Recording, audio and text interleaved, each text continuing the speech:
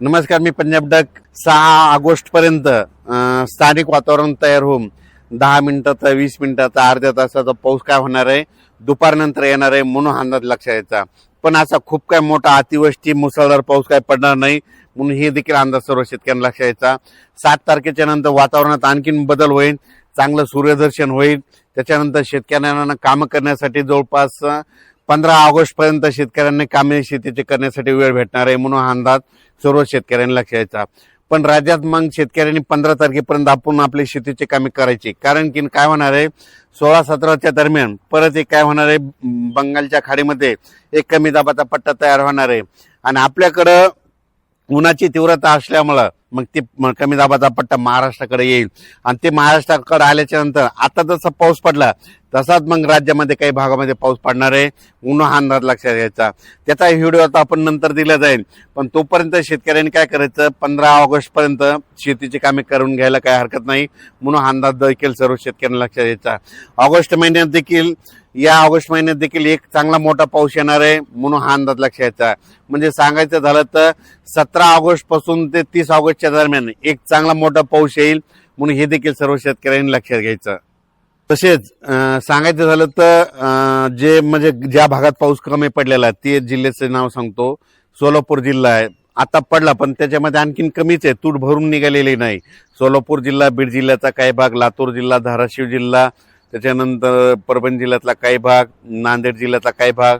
तर ह्या जिल्ह्यातल्या सर्व शेतकऱ्याला सांगू इच्छितो की आता आणखीन 7 तारखेपर्यंत दररोज अर्ध्या तासाचा, 1 तासाचा स्थानिक वातावरण तयार होऊन दररोज वेगवेगळ्या भागात पाऊस पडणार आहे म्हणून अंदाज लक्षात घ्यायचा. म्हणजे 7 तारखेपर्यंत आणखीन सोलापूर जिल्ह्यात देखील थोडाफार पाऊस आहे म्हणून ही अंदाज लक्षात घ्यायचा. मंगळवेढा, पंढरपूर, सोलापूर ह्या पट्ट्यामध्ये देखील काय होणार आहे, ह्यामध्ये 7 ऑगस्ट पर्यंत पाऊस पडणार आहे म्हणून त्यांनी देखील अंदाज लक्षात घ्यायचा. धाराशिव जिल्ह्यातल्या शेतकऱ्याला सांगू इच्छितो, तुम्ही काय करा की 7 ऑगस्ट पर्यंत दररोज वेगवेगळ्या भागात तुमच्या वेगवेगळ्या तालुक्यात दुपारनंतर थोडा पाऊस येणार आहे म्हणून हा अंदाज लक्षात घ्यायचा. त्यानंतर बीड जिल्ह्यात देखील तशीच परिस्थिती राहील, परभणी जिल्ह्यात तशीच परिस्थिती राहील, जालना जिल्ह्यात देखील तसंच राहील. इकडं हिंगोली, वाशिम, नांदेड तिकडे देखील असाच स्थानिक वातावरण तयार होऊन पाऊस पडेल.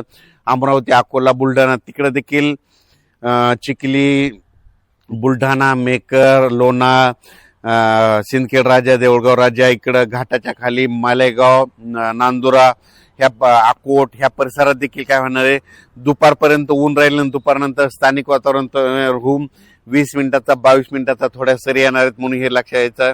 आणि त्याच्यानंतर राज्यातल्या शेतकऱ्याला सांगू इच्छितो की सध्या तरी आता मोठा पाऊस नाही, मग मोठा पाऊस कधी येईल की मग 15 ऑगस्टच्या नंतर, म्हणजे ते 17 ऑगस्ट ते 30 ऑगस्टच्या दरम्यान येणार म्हणून तोपर्यंत शेतीची कामे करून घ्यायला हरकत नाही. राज्यात आणखीन जे काही धरण, तळे, छोटे छोटे तलाव राहिलेले आहेत तर खास करून पश्चिम महाराष्ट्रातल्या शेतकऱ्याला सांगू इच्छितो की तुम्ही देखील काही काळजी करू नका. तुमच्याकडे देखील काय होणार, ऑगस्टचा एक पाऊस पडणार आहे मोठा आणि परतीचा पाऊस सप्टेंबर, ऑक्टोबरचा देखील खूप पडणार आहे म्हणून तुमच्यासाठी आनंदाची बातमी म्हणून हे अंदाज लक्षात घ्यायचा.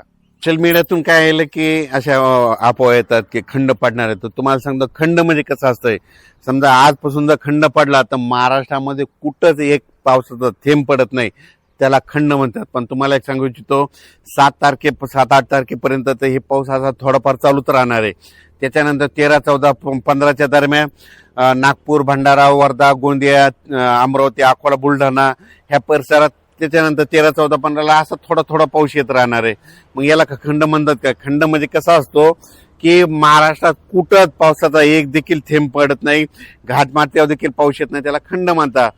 तर तुम्हाला सांगतो तसा खंड वगैरे काही एवढा पडणार नाही म्हणून काही चिंता करायची गरज नाही. पाऊस असाच महाराष्ट्रामध्ये चालू राहील. फक्त काय होईल, आज या भागात, उद्या त्या भागात, परवा त्या भागात, असं करत करत 15, 16, 17 ऑगस्ट पर्यंत असाच पाऊस विखुरलेल्या स्वरूपाचा पडत राहील. एकदम पाऊस असा बंद होणार नाही, 15-20 दिवस असा एकदम स्टॉप कुठलाच पाऊस होणार नाही म्हणून अंदाज लक्षात यायचा.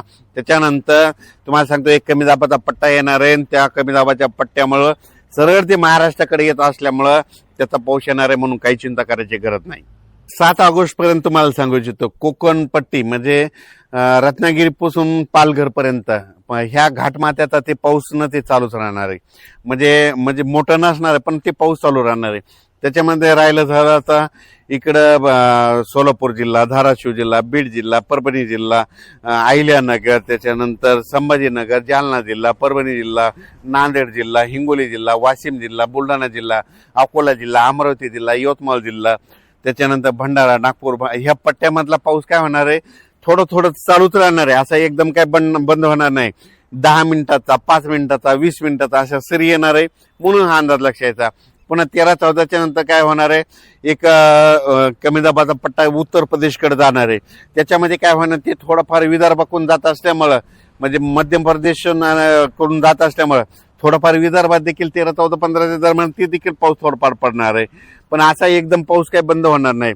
पण 17 ऑगस्टच्या नंतर एक कमी दाबाचा पट्टा तयार झालेला ते येईल आणि ते मात्र धुमाकूळ घालणार आहे, म्हणून अंदाज लक्षात घ्यायचा.